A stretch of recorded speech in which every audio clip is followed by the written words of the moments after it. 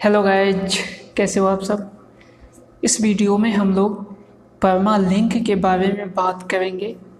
Permalink क्या होता है, किस तरीके से काम करता है, एसईओ के पॉइंट्स ऑफ व्यू से परमालिंक कितना इम्पोर्टेंट है, ठीक है, वो सब कुछ इस वीडियो में हम लोग इस लेक्चर में जानेंगे। तो चलिए शुरू करते हैं। सबसे पहले अपन वेबसाइट ओपन करते हैं जो हमने क्रिएट किया है इस कोर्स के दौरान, ठीक है। तो ये जो वेबसाइट है, ठीक, इस वेबसाइट पे, किसी भी वेबसाइट पे लॉट्स ऑफ पोस्ट होता है, पेजेज होता है। तो उस पोस्ट और पेजेज का जो लिंक होता है, जो URL होता है, ठीक है, उसको अपन परमालिंक बोलेंगे। इसमें जो जो चीज़ें होती है ना, उसको अपन देखेंगे कि किस टाइप का लिंक सही होना चाहिए, किस टाइप का लिंक नहीं होना चाहिए, है ना। कौन सा एसईओ पॉइंट के पॉइंट्स ऑफ व्यू से अच्छा है, कौन सा अच्छा नहीं है, वो सब कुछ देखेंगे। तो जिस तरीके से यहाँ पे digitalkajal.com, ठीक है, ये डोमेन है। इस पर कोई पेज होगा, सपोज दैट ये जैसे कॉन्टैक्ट फॉर्म का पेज है, मैं इसे ओपन करता हूँ, ठीक है। तो जैसे मैंने ओपन किया तो यहाँ पे देखो क्या है, digitalkajal.com/2020/04/03/contact-form/, ठीक है। तो ये हमारा जो है ये लिंक है ना, ये URL है। तो इसको अपन किस तरीके से कस्टमाइज करें, क्या करें, ठीक है। इसमें जो ये लिंक जो है वो एसईओ फ्रेंडली हो, गूगल के सर्च इंजन के पॉइंट्स ऑफ व्यू से और यूजर के पॉइंट्स ऑफ व्यू से भी बहुत अच्छा हो। तो सबसे पहली बात तो ये है कि जिस सपोज डैट ये लिंक है और इसी लिंक के ये कॉन्टैक्ट फॉर्म है, ठीक है, ये कॉन्टैक्ट फॉर्म है। और इस कॉन्टैक्ट फॉर्म का जो लिंक है वो इस तरीके से है, digitalkajal.com 2024/3, ये डेट है, ठीक है, ये डेट है। उसके बाद कॉन्टैक्ट फॉर्म है, जो ये पोस्ट है, ठीक है, वो लिखा हुआ। इसी चीज़ को यदि ऐसा होता, ये चीज़ ऐसा होता digitalkajal.com/ और कॉन्टैक्ट फॉर्म ये होता, तो ये यूजर के पॉइंट्स ऑफ व्यू से बहुत अच्छा होता। आप खुद सोचो, यूजर को ये चीज़ याद होता, याद रहता कि कॉन्टैक्ट फॉर्म है, digitalkajal.com वेबसाइट पे एक कॉन्टैक्ट फॉर्म है जिसका नाम है, जिसका URL है कॉन्टैक्ट फॉर्म, मतलब डोमेन/कॉन्टैक्ट फॉर्म, ठीक है। तो लोगों को ये याद रखने में बहुत आसानी होगी और लोग याद रखेंगे। तो यूजर के पॉइंट्स ऑफ व्यू से भी ये काफ़ी अच्छा है और सर्च इंजन के पॉइंट्स ऑफ व्यू से भी अच्छा है। गूगल के या किसी भी सर्च इंजन के एल्गोरिथम को ये समझने में आसानी होती है कि ये चीज़, ये जो फॉर्म है, ये जो पोस्ट है, वो पोस्ट किस चीज़ का है, किस चीज़ से रिलेटेड है, वो URL से पता चलता है, ठीक है। तो इस केस में क्या है, यहाँ पे डिजिट है, उसके बाद वर्ड है, तो कन्फ्यूजन होता है कुछ, ठीक है। तो इस केस में और इस केस में जिस तरीके से इंसान काम करता है, कुछ हद तक जो एल्गोरिथम है वो भी ऐसा ही काम करता है। तो जिस तरीके से इंसान को ये चीज़ समझने में ज़्यादा आसानी होगा और इजीली वो समझ पाएगा कि ये कॉन्टैक्ट फॉर्म का पोस्ट है और इसमें याद भी रख पाएगा, इसी तरीके से गूगल भी या अदर सर्च इंजन भी इसको याद रख पाएगा, इस वाले URL को, जिसके वजह से वो याद रखेगा। तो धीरे धीरे आपका जो वेबसाइट है या जो ये पोस्ट है वो गूगल में रैंक करेगा। ये तो एक एग्जांपल है एक कॉन्टैक्ट फॉर्म का, ऐसे हजारों पोस्ट होंगे, ठीक है। तो अपन देखते हैं सबसे पहले किन किन बातों पे क्या क्या इसमें होना चाहिए। ये मैंने एक एग्जांपल लिया, आपको शायद समझ में आया होगा ये चीज़। तो चलिए, सबसे पहले मैं यहाँ पे डॉक्स में आ गया हूँ। तो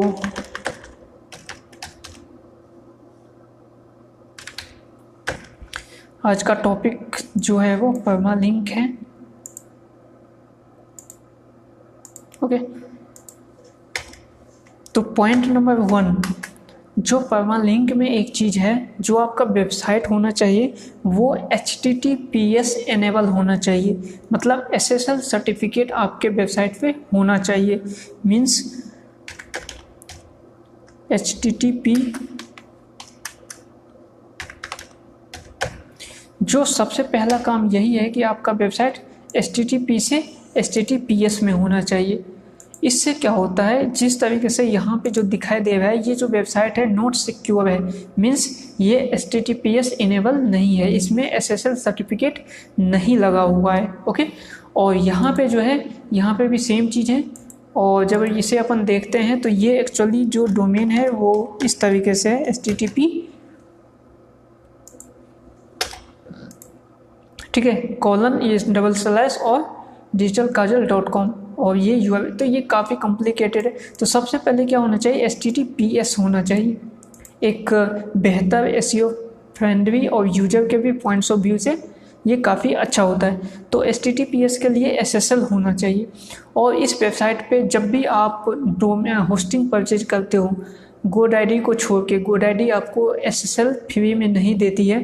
अपने इनिशियल जो स्टार्टअप प्लान है और शायद और भी जो प्लान है मे भी उसमें भी, इसके अलावा जितने भी होस्टिंग है, चाहे वो आप रिसेवर क्लब से ले रहे हो या होस्टगेटर से या फिर साइटग्राउंड से या फिर किसी और भी अदर होस्टिंग कंपनी से, तो मैक्सिमम हर एक कंपनी SSL आपको फ्री में देती है।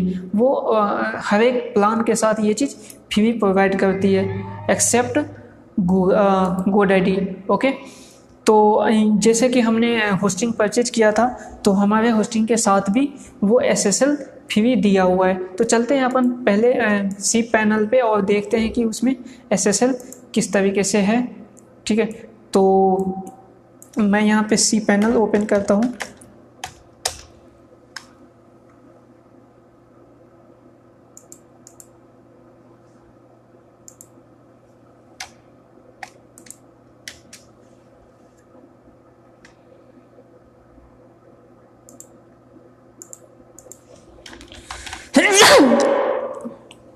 सॉरी,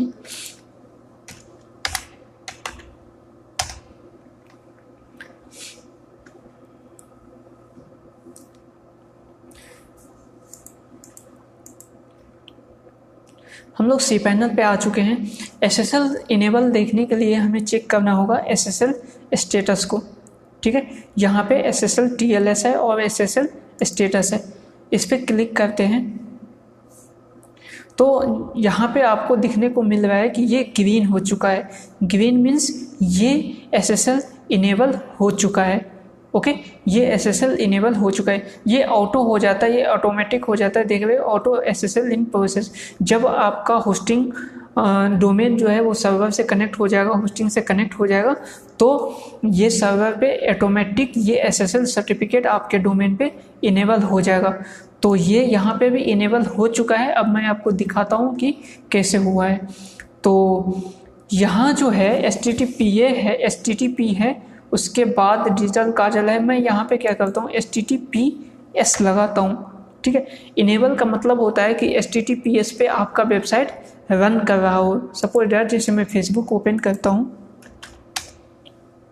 ठीक है, ये फेसबुक है, तो ये फेसबुक में देखो यहाँ पे लॉक सिस्टम लगा हुआ है, मतलब ये SSL इनेबल है। जब इस पर मैं क्लिक करता हूँ तो दिख रहा है आपको कनेक्शन इज सिक्योर। ओके, जब इस पर मैं क्लिक करता हूँ डबल, तो देखो यहाँ पे क्या है, HTTPS, ठीक है, :/www.com, ठीक है, .facebook.com, ठीक है। तो ये जो HTTPS है ये आपको SSL को इंश्योर करता है कि आपके वेबसाइट पे SSL लगा हुआ है। ठीक है, यदि आपका वेबसाइट HTTPS पे रन हो रहा है मीन्स आपका वेबसाइट पे SSL इनेबल है। तो वही हम यहाँ पे चेक करेंगे, HTTPS के साथ इस वेबसाइट को रन करने की कोशिश करते हैं। ठीक है, ओके, तो ये रन हो चुका है और यहाँ पे देखो सिक्योर आ चुका है। ठीक है, सिक्योर का ये लॉक लग चुका है। अब इस पर मैं क्लिक करता हूँ तो दिख रहा है कनेक्शन इज सिक्योर। अब इस पर मैं डबल क्लिक करता हूँ तो देखो आप HTTPS है। ओके, तो ये ऑटोमेटिक हो जाता है। अब यहाँ पे एक चीज़ है कि आपको ये जैसे गूगल फेसबुक में है, जब अपन यहाँ पे सिर्फ facebook.com डालते हैं, ठीक है, तो ये ऑटोमेटिक SSL में आ जाता है। ठीक है, HTTPS में, बट यहाँ पे क्यों नहीं आ रहा है, क्योंकि अभी हम रीडायरेक्ट नहीं किए हैं। इस चीज़ को क्या करना होगा, रीडायरेक्ट करना होगा, जो हम आने वाले वीडियोज में देखेंगे। ठीक है, इस चीज़ को तो सबसे पहले स्वैप फाइल में आते हैं। सबसे पहले तो ये है कि आपका जो वेबसाइट होना चाहिए वो HTTPS इनेबल होना चाहिए, ठीक है, वो ऑटोमेटिक हो जाता है। यदि आपके वेबसाइट पे ये ऑटोमेटिक नहीं होता है तो आप यहाँ से सब कुछ सेलेक्ट करके, ठीक है, और ऑटो SSL इन प्रोसेस कर दोगे, सेलेक्ट कर दोगे, ये तो सब कुछ हो जाएगा। ये कहाँ से करना होगा, तो आपको यहाँ से जाके और SSL TLS स्टेटस पे क्लिक करके, ठीक है, और यहाँ पे सेलेक्ट करके टोटल, और जो भी आपको चाहिए, जिसको भी आपको SSL में कन्वर्ट करना है, SSL के साथ चलाना है, ठीक है, HTTPS के साथ, उसको सेलेक्ट करके और इस पर क्लिक करोगे तो ये ऑटो हो जाएगा। ओके, तो ये चीज़ है सबसे पहले SSL। सेकंड चीज़ जो आता है वो आता है कि आपने बहुत सारे वेबसाइट पे ये देखा होगा कि जैसे फेसबुक का ही एग्जांपल लेते हैं। जैसे मैंने facebook.com लिखा, ओके, मैंने क्या लिखा, facebook.com, ओके, मैंने इतना लिखा है। अब मैं इस पर जब क्लिक करूँगा तो ये दो चीज़ होगा। पहला इवेंट ये है कि ये HTTPS में कन्वर्ट हो गया, ऑटोमेटिक रीडायरेक्ट हुआ, और दूसरा ये है कि www में ही हुआ है, जबकि ये चीज़ हम नहीं लिखे थे। ओके, बहुत सारे वेबसाइट में ये क्या होता है, www पे रीडायरेक्ट होता है, बहुत सारे वेबसाइट www पे रीडायरेक्ट नहीं होता है। जैसे मैं savvy status लेता हूँ, ओके, savvystatus.in, सिर्फ मैंने इतना लिखा है और इस पर मैं क्लिक करता हूँ तो देखो क्या हुआ, HTTPS ये इनेबल हो गया, मीन्स HTTPS पे रीडायरेक्ट हुआ है, बट www पे रीडायरेक्ट नहीं हुआ है, ठीक है। तो क्यों, क्योंकि इसमें बहुत ये खुद पे डिपेंड करता है कि आप क्या करना चाहते हो, अपने वेबसाइट को www पे रीडायरेक्ट करना चाहते हो या नहीं करना चाहते हो, ठीक है। तो मैं अपने वेबसाइट पे जो मैं यूज करता हूँ वो कभी भी अपने वेबसाइट पे www रीडायरेक्शन नहीं यूज करता हूँ। इसका कारण है क्योंकि जब आप ये चीज़ यूज करते हो तो एक इवेंट ज़्यादा फायर होता है, मीन्स जो प्रोसेस है वेबसाइट का रीडायरेक्शन का वो 1 स्टेप ज़्यादा बढ़ता है। मीन्स HTTPS तो एक रीडायरेक्शन बढ़ता ही है, वो सिक्योर के लिए है और वो इम्पोर्टेंट है, ठीक है, तो उसे कराना ही होगा। सेकेंड चीज़ है www, इसका रीडायरेक्शन इम्पोर्टेंट नहीं है।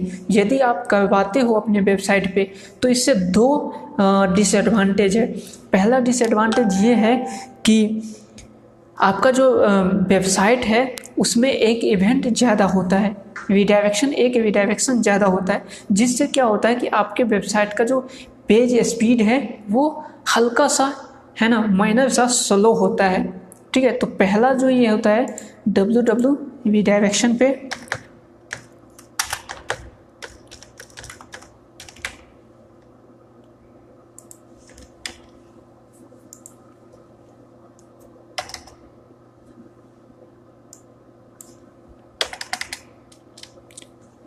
यहाँ पे मैं लिख देता हूँ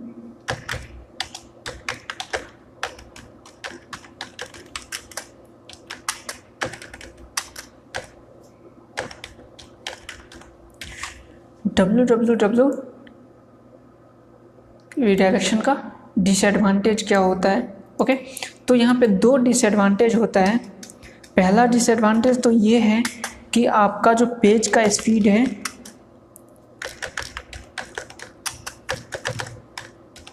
वो रिड्यूस हो जाता है, कम हो जाता है या डिक्रीज हो जाता है।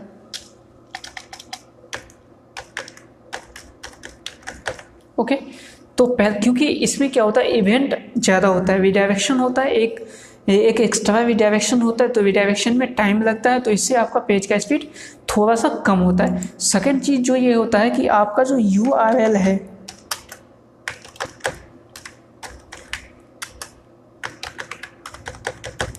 जो URL का जो लेंथ है वो इंक्रीज हो जाता है। इंक्रीज कितना से होता है, 4 डिजिट से।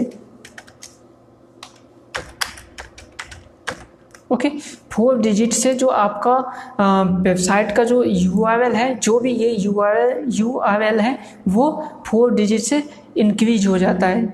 जैसे कि यहाँ पे यदि www होगा तो 3 बार www और एक डॉट, ठीक है, तो ये 4 डिजिट इंक्रीज हो गया। तो गूगल या कोई भी जो प्लेटफॉर्म है, ठीक है, जो भी सर्च इंजन है वो ये कहता है कि आपका जो URL होना चाहिए वो जितना हो सके शॉर्ट होना चाहिए, ठीक है, तो जितना हो सके शॉर्ट होना चाहिए। और इस केस में क्या हो रहा है कि जो हमारा रीडायरेक्शन है वो लेंथ जो है वो इंक्रीज हो जा रहा है। तो इसीलिए ये दो डिसएडवांटेज है। इसीलिए मैं हमेशा मेरे पास जितने भी वेबसाइट है, मैं हर एक वेबसाइट में, किसी भी वेबसाइट में मैं ये रीडायरेक्शन यूज नहीं करता हूँ। अब बहुत सारे लोग बोलेंगे कि फेसबुक तो करता है ना, तो फेसबुक ब्रांड है ना, इसमें बहुत सारे लोग www से भी सर्च करते हैं। बट आप खुद एक सोचो कि मतलब www रीडायरेक्शन कितने लोग आपके वेबसाइट को इस टाइप से, जैसे सपोज डिजिटल काजल है, ठीक है, तो कितने लोग, देखो मैक्सिमम लोग तो ये लिखेंगे डिजिटल काजल, ओके, और यहाँ पे गूगल पे चले जाएंगे, ठीक है, और यहाँ पे वेबसाइट होगा तो यहाँ से ओपन करेंगे, ठीक है। लेकिन या फिर जो पूरा डोमेन लिखेगा तो digitalkajal.com लिखेगा। मैक्सिमम लोग, बहुत कम है ना, थाउजेंड्स में एक लोग होगा जो यहाँ पे ये चीज़ लिखेगा www. है ना digitalkajal.com, ओके, तो ये चीज़ लिखेगा, तो ये बहुत कम है। तो सिर्फ उतने लोगों के लिए आप रिडायरेक्शन करके अपने वेबसाइट का स्पीड को स्लो डाउन नहीं करना चाहोगे, ठीक है। तो मेरे हिसाब से क्या है कि यहाँ पे रिडायरेक्शन में आपको यूज नहीं करना चाहिए, ठीक है। तो ये दो चीज़ है, पहला चीज़, ठीक है, पहला चीज़ HTTPS, ओके, सेकेंड चीज़ www. redirection, और जो थर्ड चीज़ है वो डोमेन का लेंथ, ओके। डोमेन लेंथ जो है वो आपका, जब मैंने डोमेन परचेज करने की बात कर रहा था, जो उस टाइम वीडियो था उसमें भी मैंने बताया था इस चीज़ को, ठीक है। मैं यहाँ पे लिख देता हूँ,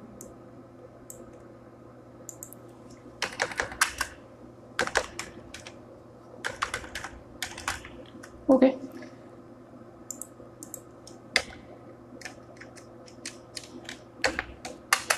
जो तीसरा चीज़ है वो है डोमेन लेंथ।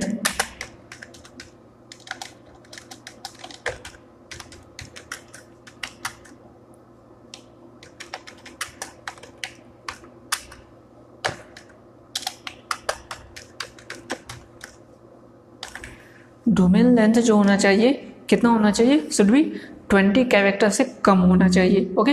मैक्सिमम मतलब 20 कैरेक्टर तक चल सकता है, वो आइडियल होता है, बट कोशिश करो कि कम से कम हो।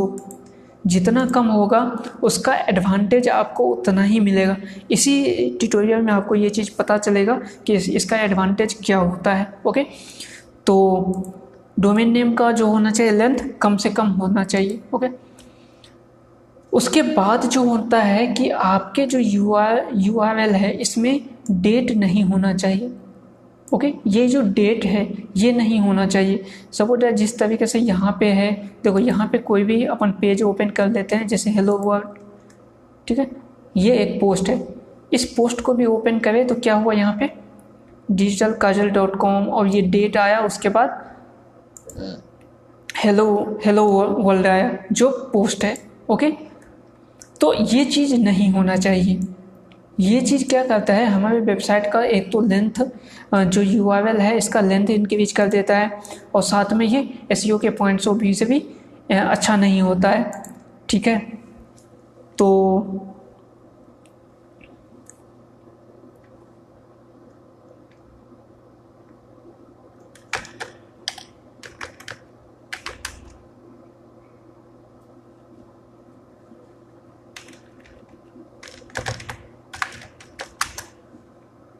डेट को क्या करना होगा, रिमूव करना होगा। इसे करने के लिए हम लोग चलते हैं सेटिंग में, ओके, और सेटिंग में जाने के बाद हम लोग परमालिंक में जाते हैं, ठीक है।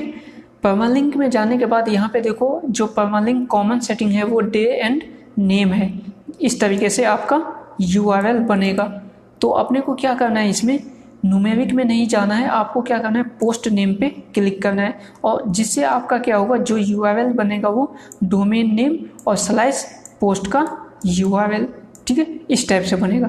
तो अपने को इस पर लेके जाना है और सेव चेंजेस पे क्लिक कर देना है।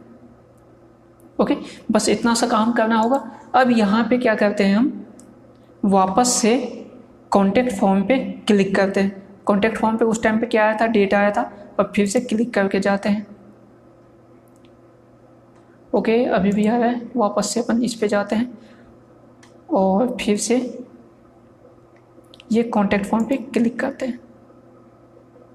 ठीक है, अब यहाँ से देखो डेट रिमूव हो चुका है। ठीक है, अब कितना अच्छा लग रहा है ये, और ये अपना जो URL है उसका लेंथ भी कम हो गया और इसमें डिजिट भी नहीं है। ओके, तो ये आपके जो URL है उसमें क्या होना चाहिए, डेट नहीं होना चाहिए। तो कैसे रिमूव किया जाता है वो चीज़ हमने आपको बता दिया। उसके बाद का जो चीज़ होता है, आपके जो पोस्ट है उस पोस्ट में क्या होना चाहिए, कीवर्ड होना चाहिए। सपोज दैट आपने कोई पोस्ट लिखा, जैसे हमने एक एग्जांपल दिया था पिछले दिन एक पोस्ट का, वो कॉन्टैक्ट फॉर्म ही था। ठीक है, एक और नया पोस्ट आज लिखते हैं, बस ओनली फॉर एग्जांपल के पॉइंट्स ऑफ व्यू से।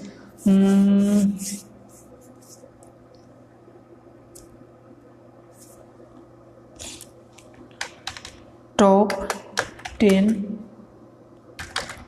Hacks of blogging. ओके, हमने एक पोस्ट लिखना है हमको। ठीक है, टॉप 10 हैक्स ऑफ ब्लॉगिंग। अब ये जो है ये पोस्ट का टाइटल है। ठीक है, और यहाँ पे आते हैं और इस चीज़ को अपन देखते हैं। ठीक है, और यहाँ पे आके जो लिंक है इसमें भी ये चीज़ है, टॉप 10 हैक्स ऑफ ब्लॉगिंग।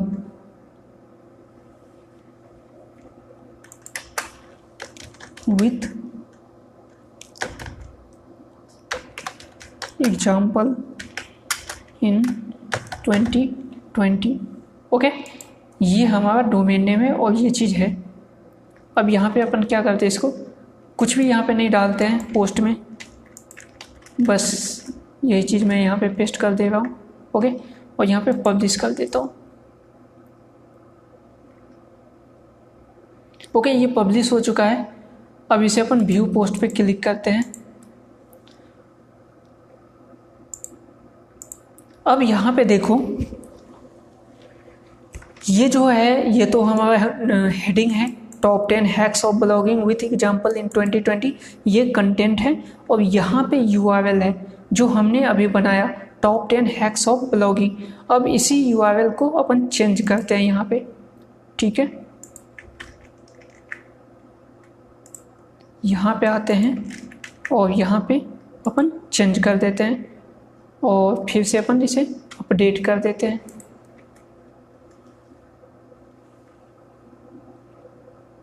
ठीक है, और व्यू पोस्ट को क्लिक करके ओपन करते हैं।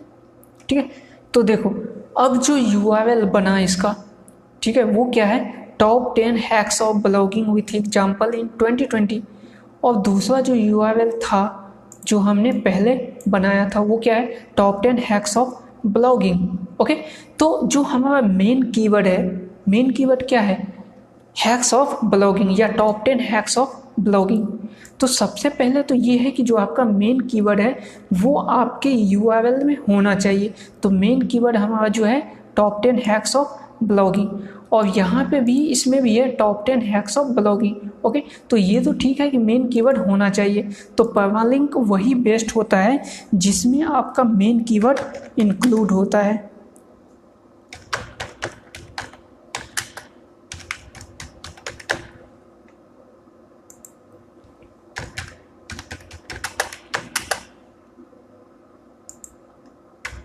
ओके, मेन कीवर्ड इंक्लूडेड होना चाहिए।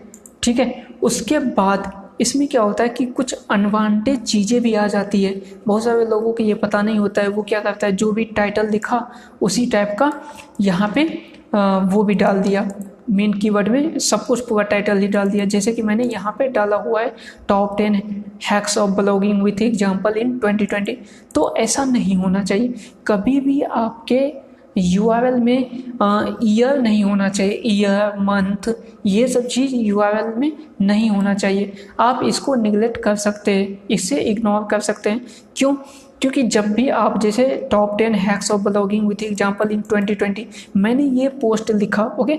अब ये क्या होगा इन फ्यूचर, जब 2020 के बाद 2021 होगा, उस केस में ये पोस्ट, ये जो पोस्ट है ये आपका पोस्ट मतलब आउटडेटेड हो जाएगा, ठीक है। जब आपका पोस्ट, क्योंकि 2020 के लिए है, जब भी यूजर ओपन करेगा तो 2021 में, 2022 में जब भी आपका ये पोस्ट ओपन करेगा तो आपका जो पोस्ट है वो लोगों को क्या लगेगा, आउटडेटेड लगेगा, क्योंकि आपके पोस्ट में क्या लिखा हुआ है इन 2020, और जबकि उस टाइम पे चल रहा होगा 2021 2022, ओके।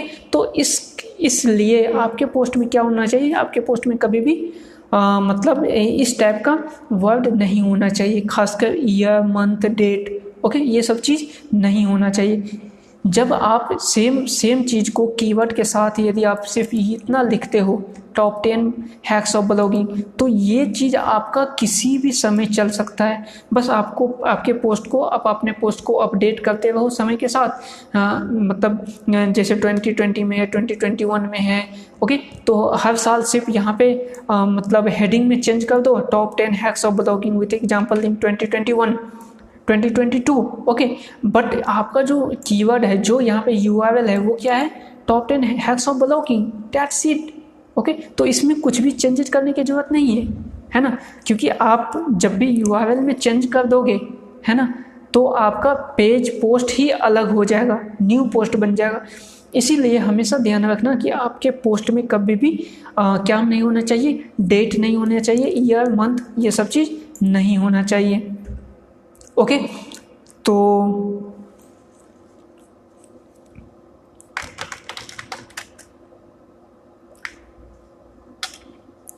डेट में ईयर, मंथ, ओके। तो ईयर, मंथ जो है ये आपको इंक्लूड नहीं करना चाहिए।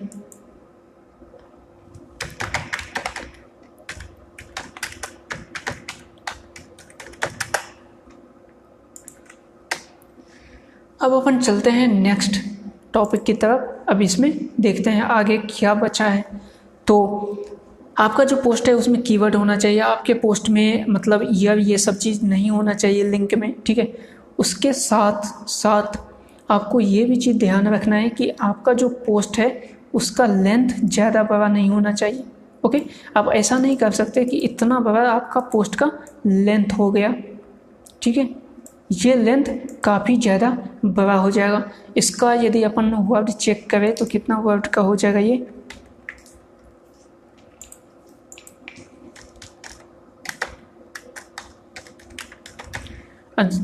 चेक करने की कोई ज़रूरत नहीं, यहाँ से आप देख सकते हो।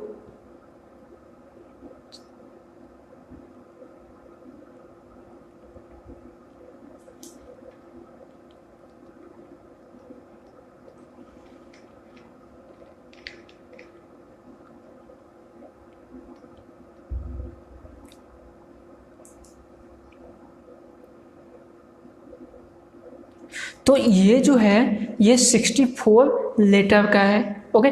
तो मैक्सिमम जो होता है ना लेंथ, जो एसेंशियल और आइडियल लेंथ है आपके URL का, वो 60-65 के अराउंड ही है, ठीक है। तो आपका इससे ज़्यादा एक्सीड नहीं करना चाहिए, जो आपका लेंथ है वो आपका एक्सीड नहीं करना चाहिए। सपोज डेट यहाँ पे अपन देख लेते हैं, जैसे अपन पोस्ट अभी लिखे थे और पोस्ट में ये जो URL लगाए थे इसे अपन एडिट में करते हैं, तो यहाँ से देखो URL का जो लेंथ यहाँ बता रहा है वो 75 तक बता रहा है, ओके।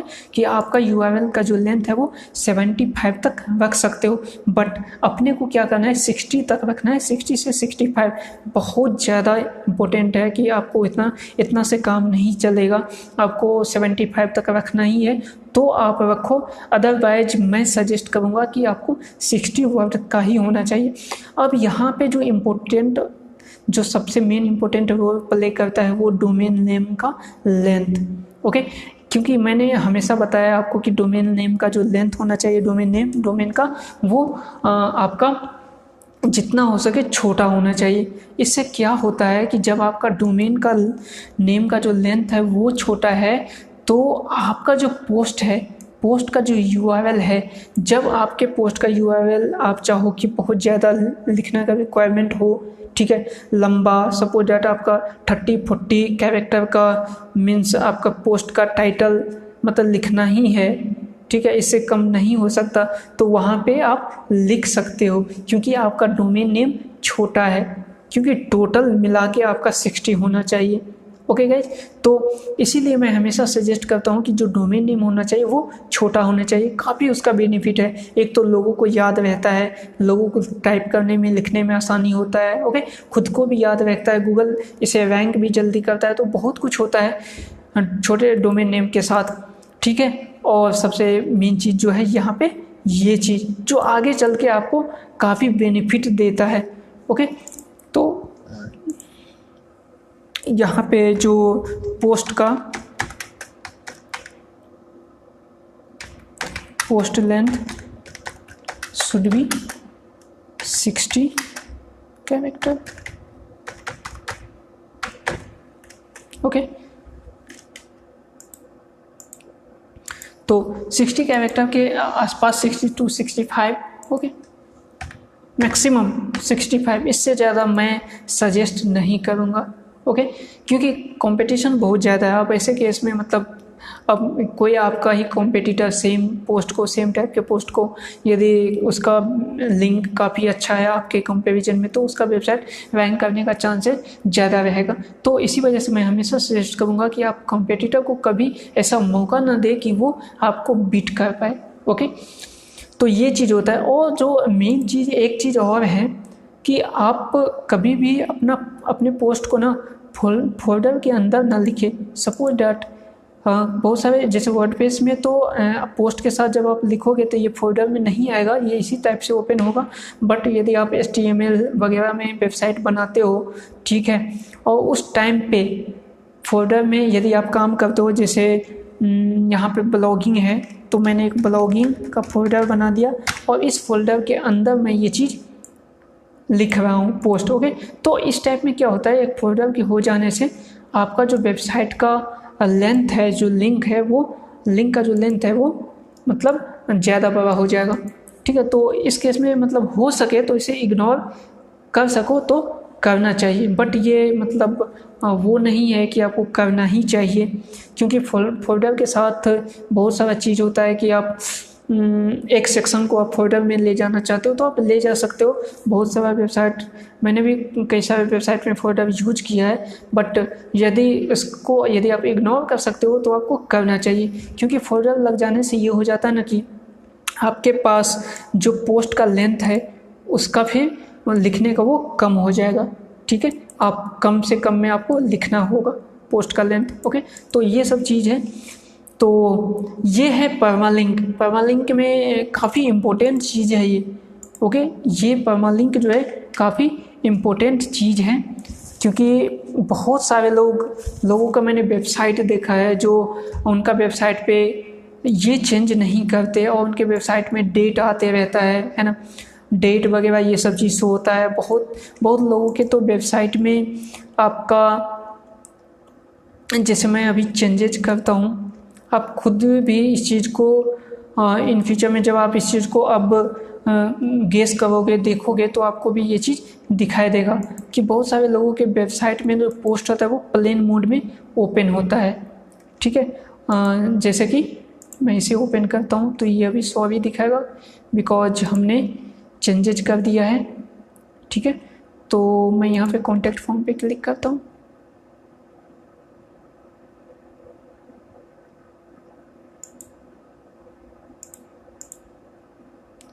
ओके,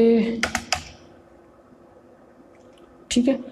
अब मैं यहाँ पे कॉन्टैक्ट फॉर्म पे क्लिक करता हूँ या इसी को ओपन करता हूँ, अभी जो पोस्ट मैंने लिखा। अब देखो यहाँ पे जब मैंने ये पोस्ट लिखा तो ये इसमें क्या ओपन हुआ है, ये टाइटल जो हमारा लिंक है इसमें क्या है, ये क्वेश्चन मार्क है ना, उसके बाद P और इक्वल्स टू यहाँ पे 14।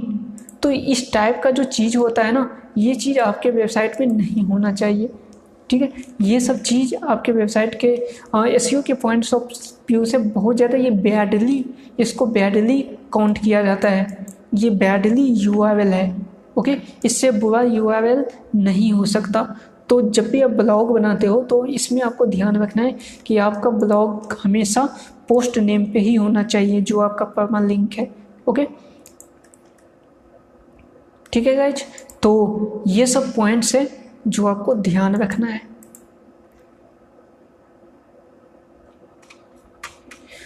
तो उम्मीद है कि मुझे मतलब आपको ये वीडियो पसंद आया हो।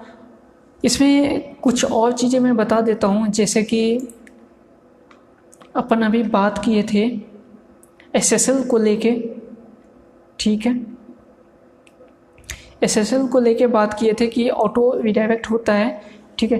तो जब हम https का फाइल के बारे में पढ़ेंगे SEO में, उस टाइम पे हम रिडायरेक्शन का यूज करेंगे, ठीक है।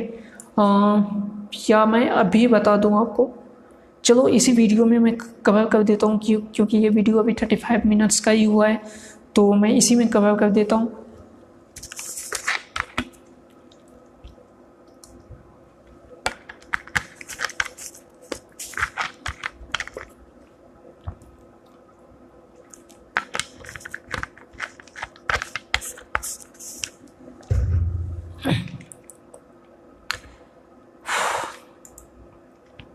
जैसे कि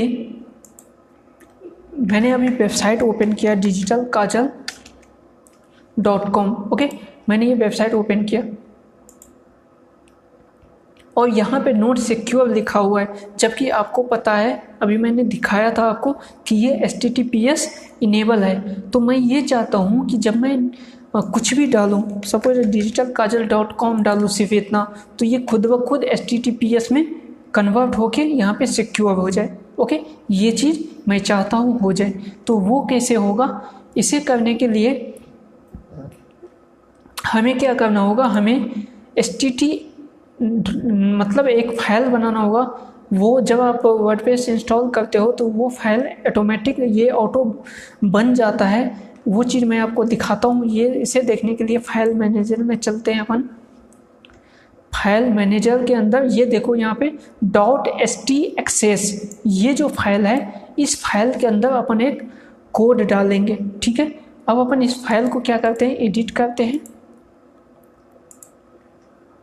ठीक है। और ये जो है ये ऑटो जनरेट हो चुका है। ये सब जो कोड आप देख रहे हो, जब आप वर्डप्रेस इंस्टॉल करते हो तो ये चीज़ ऑटो जनरेट होता है। ओके, अब इसमें अपन एक कोड डालेंगे, जो कोड क्या करेगा, जिस वेबसाइट को रिडायरेक्ट करेगा HTTPS पे। ओके, इस कोड कहाँ से आएगा, तो ये गूगल पे आप सीधे सर्च कर सकते हो,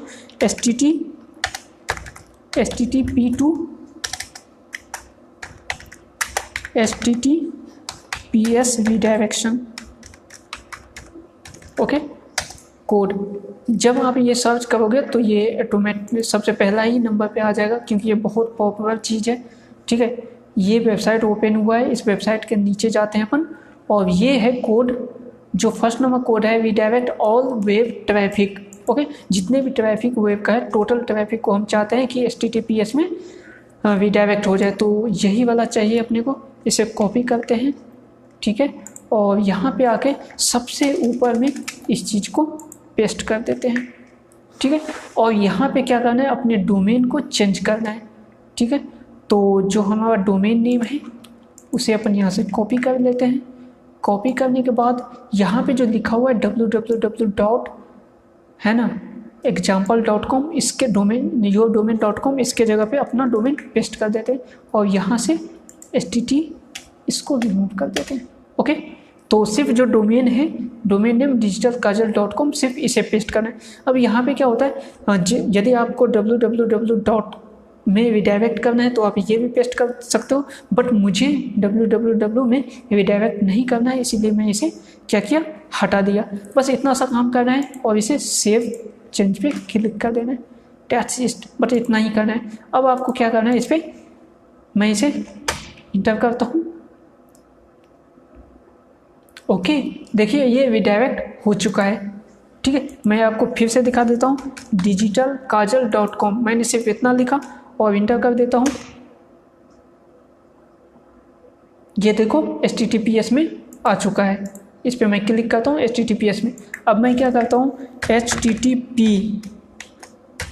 ओके, digitalkajal.com ये डाला हूँ, फिर से वो रिडायरेक्ट हो जाएगा HTTPS में। देखो यहाँ पे हो गया, जब इसको मैं क्लिक करता हूँ देखो HTTPS में। तो ये बस इतना सा काम करना है आपको, सिंपल सा ये कोड डाल देना है तो ये काम हो जाएगा।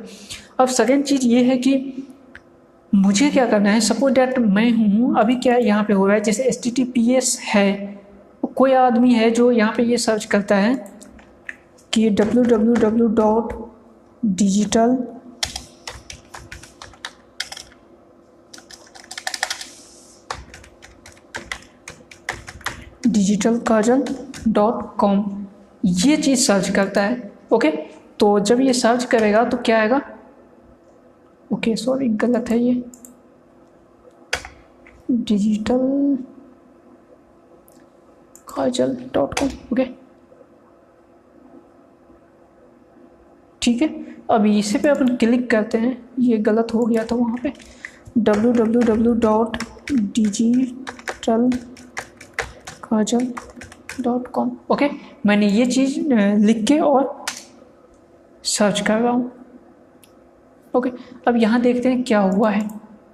तो ये चीज़ आपको रिडायरेक्ट हो गया है, जो www डॉट है वो चीज़ रिमूव हो गया है और ये क्या आ चुका है HTTPS में।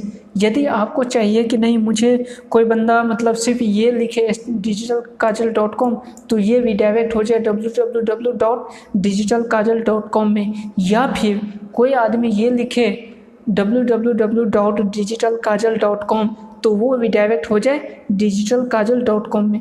यदि ऐसा करना है तो इसके लिए भी कोड आता है, आपको लिखना होगा गूगल में www रिडायरेक्शन, सिर्फ कुछ भी आपको इस टाइप से लिख देना है, ये आपके पास कोड आ जाएगा। ओके,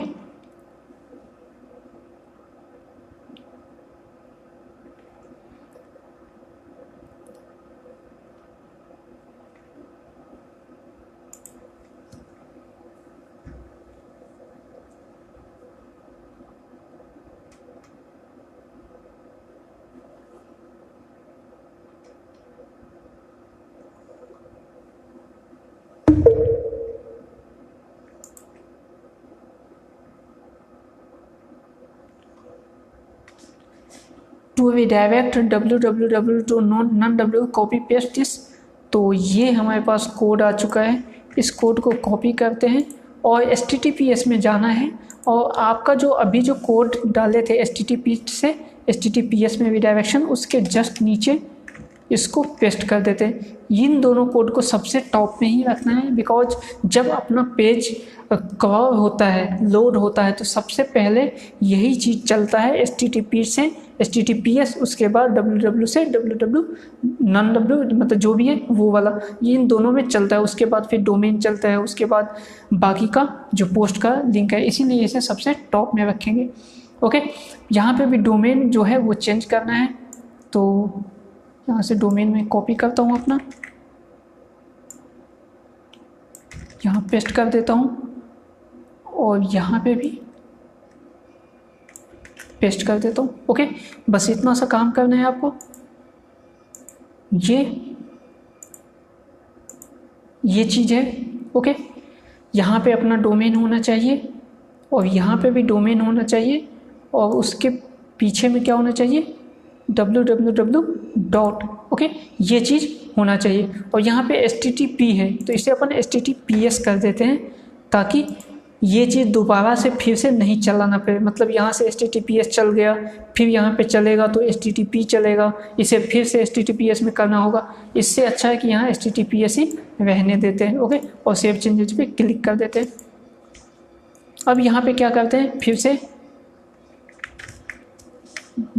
HTTPS, उसके बाद www.digitalkajal.com। ओके, और सर्च करते हैं।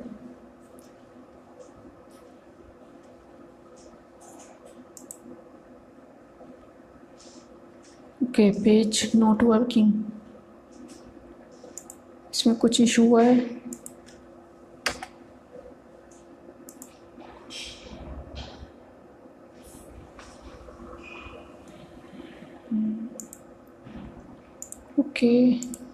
फिर से ट्राई करते हैं इसे।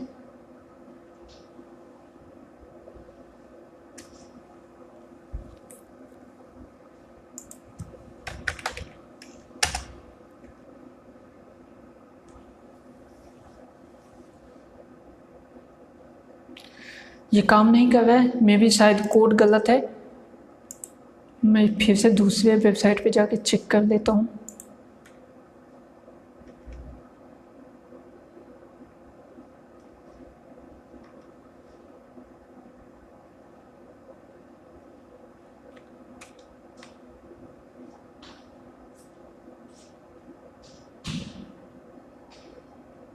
ओके,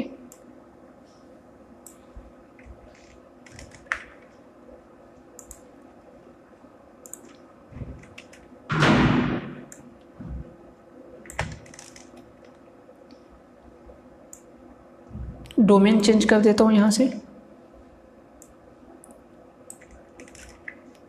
और यहाँ से भी। ओके, ये हो चुका है। सेव चेंजेस पे क्लिक करते हैं और इसे फिर से क्लिक करते हैं। ओके, ये ओपन हो चुका है। तो ये जो कोड है वो सही कोड है। यहाँ पे www डॉट लिख के अपन काम करते हैं। तो यहाँ से क्या हो गया, आपका ये हट चुका है। ठीक है, जो अपन डाल देते। यदि आपको वापस से क्या करना है, मतलब आप यदि आपको चाहिए कि नहीं मुझे www डॉट में लेके जाना है, तो इसके लिए आपके ये नीचे वाला जो कोड है इसे कॉपी करना होगा और इसे पेस्ट करना होगा। ठीक है, और फिर से यहाँ पे डोमेन नेम चेंज करना होगा। ओके, यहाँ पे डोमेन नेम नहीं चेंज करना है, तो इसे कॉपी करके मैं हटाता हूँ और इसे सेव करता हूँ। ठीक है, अब यहाँ पे क्या है, डोमेन www नहीं है। ठीक है, बट मैं इसे क्लिक करता हूँ, देखते हैं ये कोड वर्क करता है या नहीं।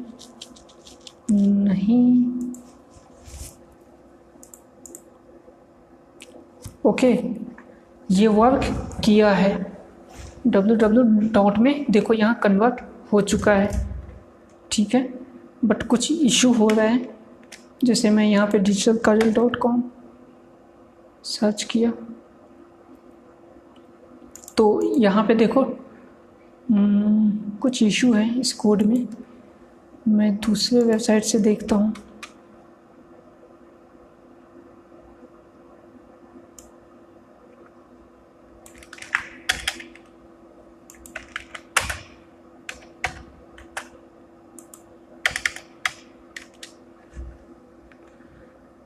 ओके,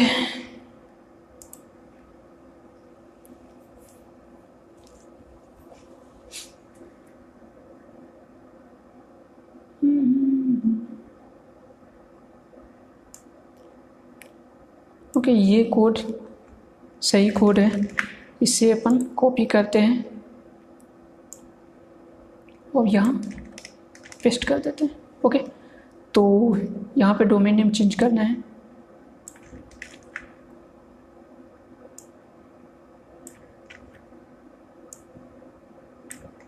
ओके, दोनों जगह डोमेन नेम चेंज कर दिया। सेव चेंजेस पे क्लिक करते हैं। ये हो चुका है। अब मैं बस digitalkajal.com लिखता हूँ।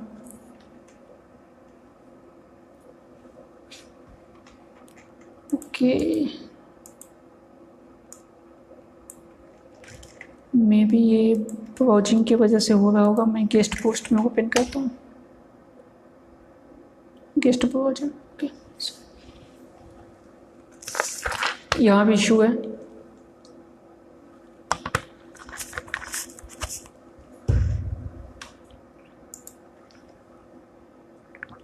चेक करते हैं क्या इशू है।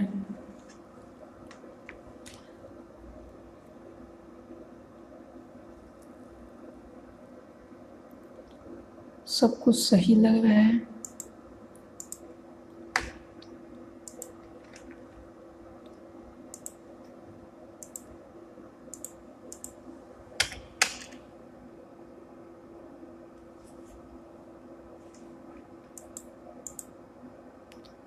ये भी डायरेक्ट होता है बट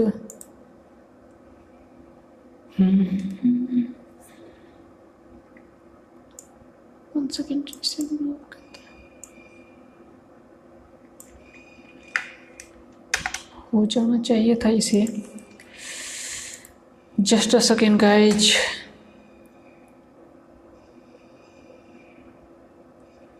ये तो सही चल रहा है, मीन्स कोड में कुछ इशू है।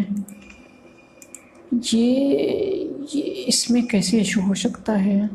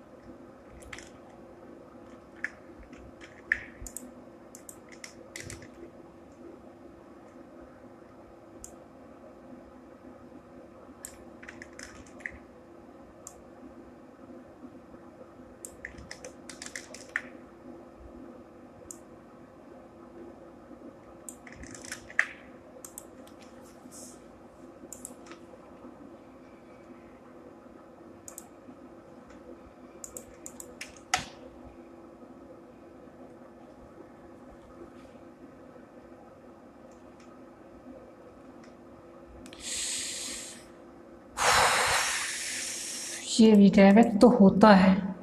ओके, www में रिडायरेक्ट होता है बट पेज वर्क नहीं कर रहा है।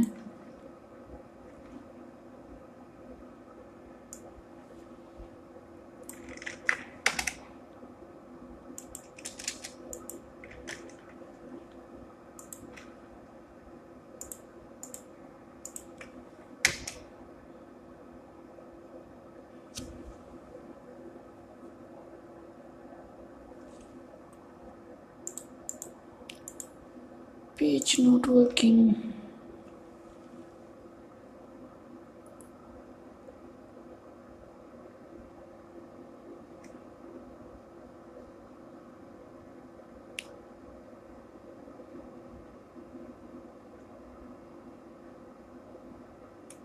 Okay.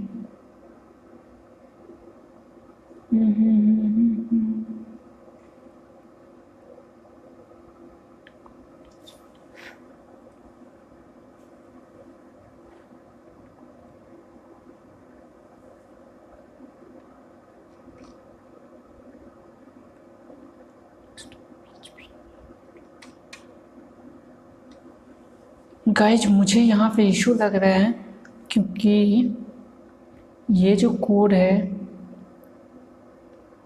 वो वही कोड है। ओके, इस कोड को रिमूव करना होगा मुझे।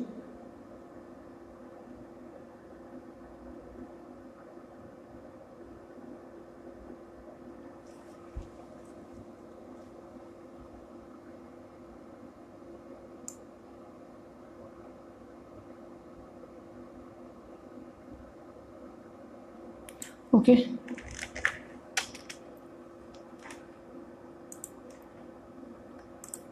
अब देखते हैं कुछ होता है या नहीं।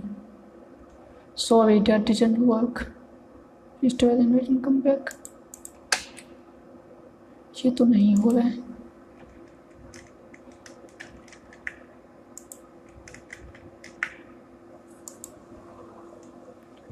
ओके,